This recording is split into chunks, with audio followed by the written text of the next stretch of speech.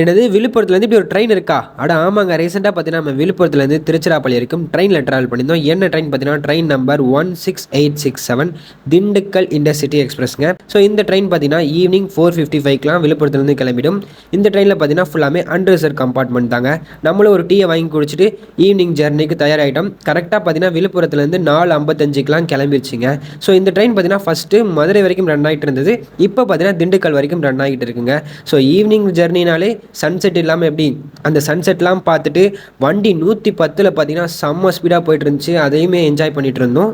இந்த ட்ரெயினுக்கு பார்த்தீங்கன்னா எக்கச்சக்கமான ஸ்டாப்பிங் கொடுத்துருக்காங்க. அதில் முக்கியமான சில ஸ்டாப்பிங்கை சொல்கிறேன், நோட் பண்ணிக்கோங்க. விழுப்புரத்துலேருந்து எடுத்ததுக்கப்புறம் உளுந்தூர்பேட்டை, விருத்தாச்சலம், அரியலூர், ஸ்ரீரங்கம், திருச்சிராப்பள்ளி, மணப்பாறை, திண்டுக்கல் போகிறாங்க.